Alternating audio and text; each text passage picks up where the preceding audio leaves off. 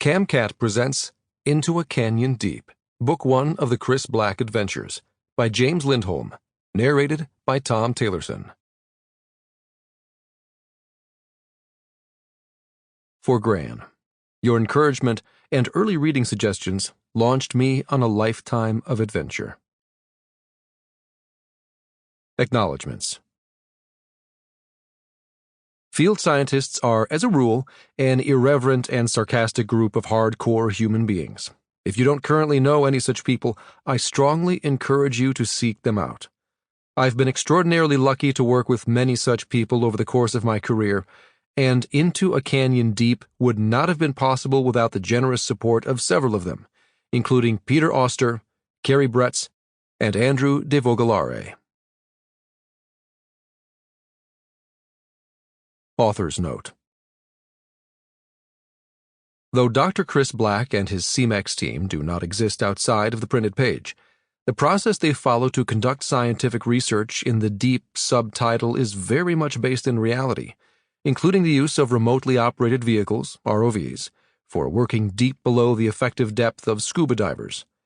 Faculty, staff, and students working at institutions around the world regularly confront challenges of sampling in a marine environment that frequently doesn't cooperate. I hope that Into a Canyon Deep will give you some insight into the endeavor of marine exploration. It is also interesting to note that fact often mirrors fiction. While the main plot line for Chris Black's first adventure is entirely fictional, not long after I completed the story, it was reported in the local news that a similar discovery was made on land. You can look it up once you've finished the story.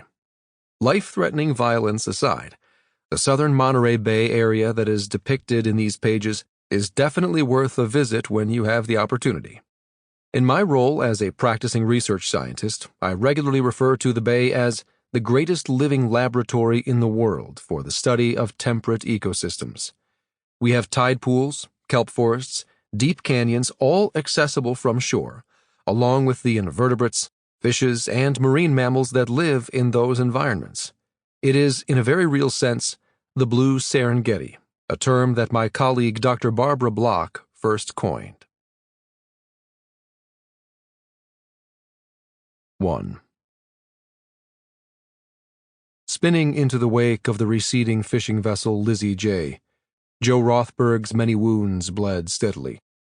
A blue bioluminescent aura enveloped him as the movement of his sinking body agitated thousands of small planktonic organisms. Only minutes before, he'd watched the sleeves of his favorite sweatshirt slowly. Sample complete. Ready to continue?